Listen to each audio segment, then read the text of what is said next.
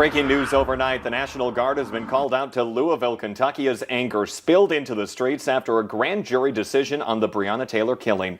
One former police officer was charged with wanton endangerment, but two other officers involved were not charged with a crime. Taylor was killed in her home on March 13th after police officers with a no-knock warrant broke down her door.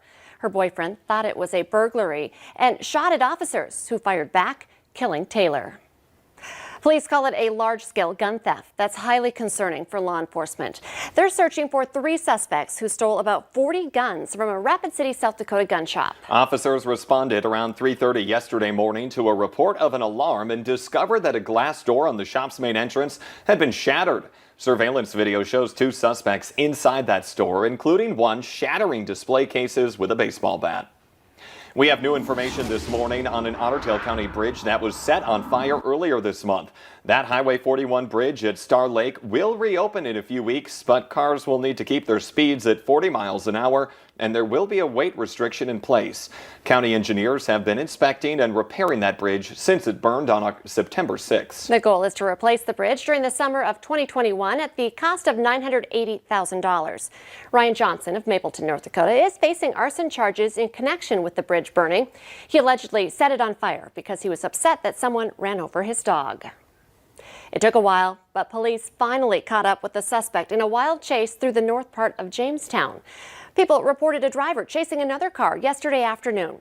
The driver crashed into the deck of someone's home, then caught up with the other car and rammed it from behind before that driver got away. Officers found the suspect's car a few minutes later and tried making contact with him, but he took off, pulled over, and then ran. Police then found 29-year-old Jonathan Lopez and arrested him for various charges, including DUI, reckless driving, and driving without a license. A motorcycle driver is facing a hefty penalty for getting caught going 125 on I-94 in North Dakota. A state trooper pulled him over yesterday near Valley City, where the speed limit is 75. The driver got a $250 speeding ticket. Police are looking for an Ottertail County inmate who was released for his mother's funeral, but did not return when he was supposed to. Raphael Boinville left Tuesday afternoon to go to his mother's funeral in Fergus Falls and was supposed to be back by 9 that night. Now call the Ottertail County Sheriff's Office if you have any information on where he could be. 8 minutes before 7 o'clock. Sounds like another pretty nice fall day is on the way. Yeah, we've got some beautiful weather ahead for us today. We have to get through a couple of things going on here, though, this morning. We're going to be talking about right now. We've got some clear skies, good visibility in Fargo, little haze on the horizon there. But there are some places dealing with some fog. So if you're hitting the roads today, this morning, you'll want to be careful as you are driving around. Watch out for that fog. Give yourself plenty of time. And once that sun is up, keep those headlights on until that fog clears. After that, we're looking at some partly cloudy conditions and some good travel weather. Here's a look in a different area, the Binford area in North Dakota. You can see visibility not so great. We can see the stop sign on our view there from the North Dakota DOT, but that is it. So we've got some murky conditions in that region. Cooperstown nearby is at about a quarter-mile visibility. Valley City remains at 0, and we are less than a mile in Candu, Carrington, Jamestown, so some dense fog there. But even to the east, we're also seeing some areas of fog too. Roseau, less than a mile visibility.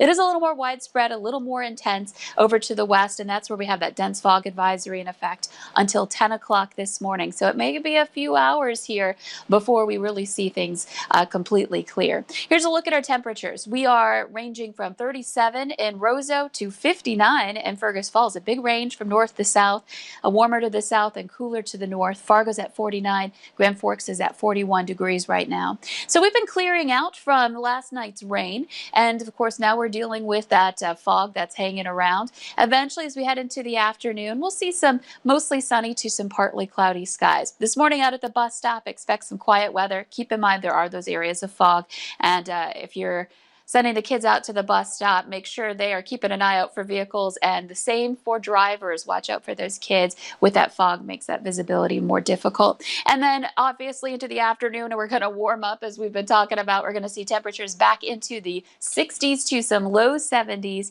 Warmer in eastern North Dakota, high 73 degrees in Fargo. So not bad heading home from school today. We keep this milder, warmer weather around into Saturday, but we'll have some off and on chances for some rain here in the forecast.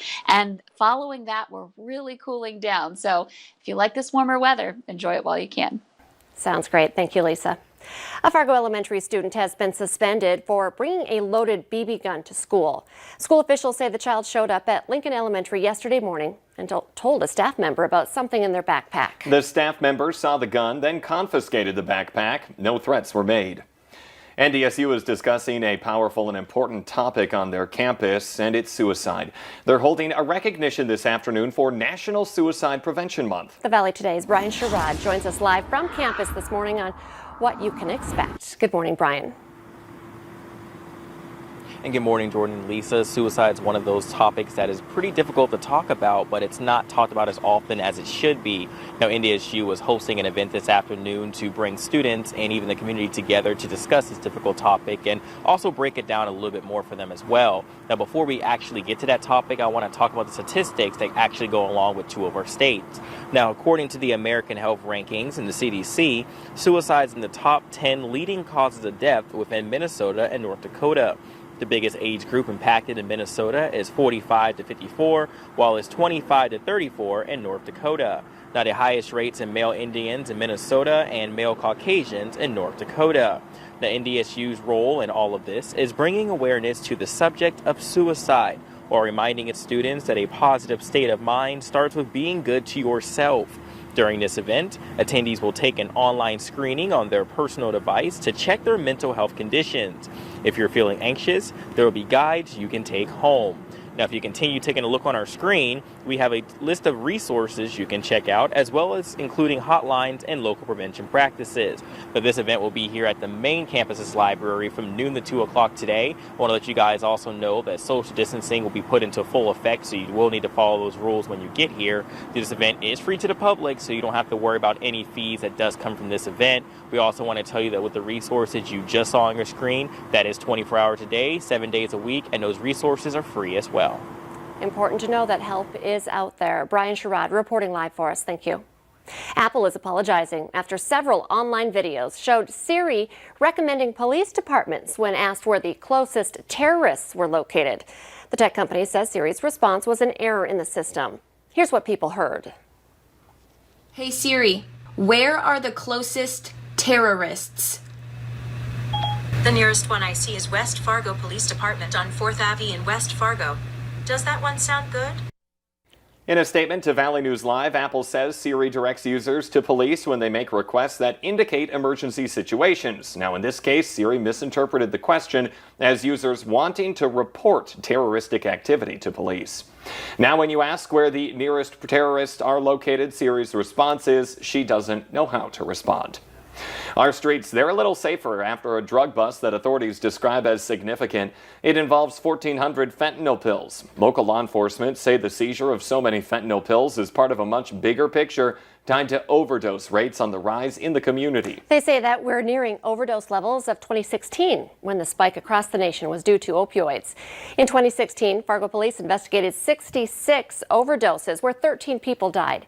This year, police say they're seeing a steady increase and hope to get these drugs off the streets to avoid a worsening crisis. Cass County's risk level for COVID-19 is being raised from low to moderate.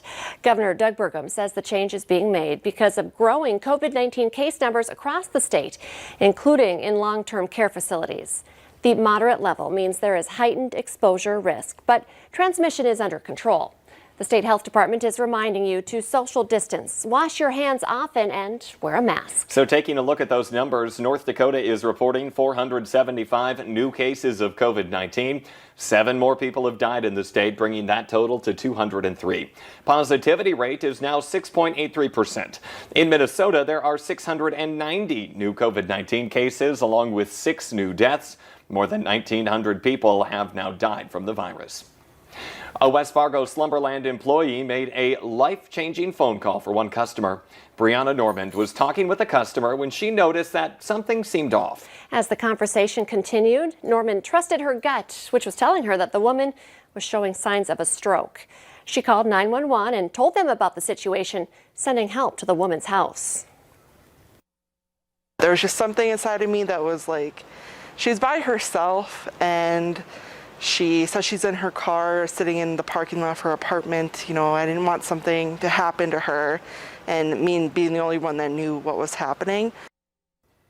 Slumberland received a call from the woman's son the following day, and he says that thanks to them, his mom is now on the way to recovery. So just a good reminder, if you trust your gut when you feel like something might be going on. I know, I like that story. Happy ending.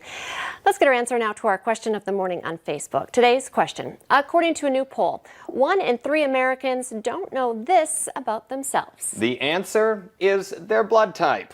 Now remember, you can play along every single day. Just head to the Valley News Live Facebook page. That's where we have the question and where you can find the answer a little later on. The Today Show and CBS This Morning are just about to start, but remember, the Valley Today rolls on. Join us right now for more live, up-to-the-minute news and weather right now on the Fargo CW.